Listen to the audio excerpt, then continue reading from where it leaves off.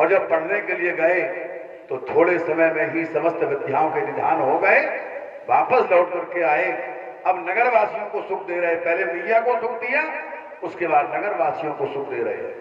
हाथ में धनुष बाण लेकर के जाते हैं शिकार खेलने के लिए। और भैया पावन मृग मारे जिय जानी, जिन मृगों को मार देते हैं वो सीधा भगवान के धाम में पहुंच जाते हैं, उद्धार कर देते हैं उनका। भगवान राम लीलाएं कर रहे हैं, बाल लीला उनकी चल रही है और भैया धीरे धीरे समय व्यतीत होता है। भगवान के बड़े सुंदर नियम है।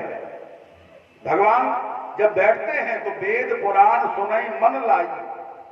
वेद पुराणों की कथा सुनते हैं और सुनने के बाद क्या करते हैं, आप सुनाए कहें अंजन समझाई, फिर अपने छोटे भाइयों को सुनाते हैं। ये नित्य का नियम है।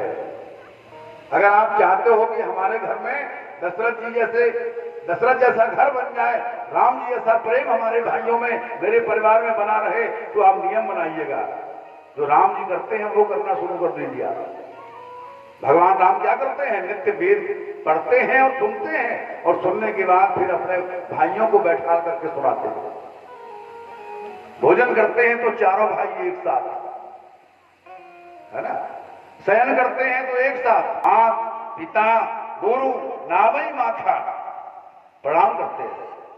जिस घर में संस्कार डाले जाते हैं, बच्चों को सिखाया जाता है कि प्रातःकाल उठ करके प्रणाम करिएगा, ऐसे बच्चों के जीवन में कभी आपत्ति नहीं आती, कभी दुख नहीं आता, हमेशा तरक्की करते हैं और बहुत ऊंचाई तक पहुंचते हैं।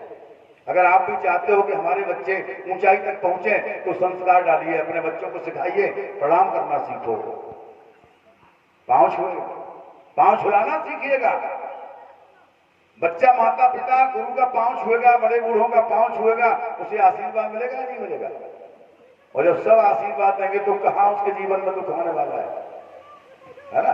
कभी दुख नहीं आएगा। अगर कथा सुनते हो, राम कथा सुनने के बाद अगर आप चाहे सोचें कि हमारा कल्याण हो जाएगा, तो देखो कथा सुनने से कल्याण नहीं होगा, है ना।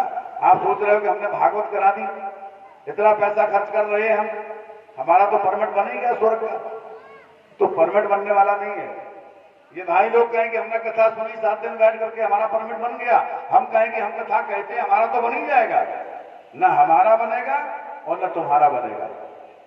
परमिट कब बनेगा?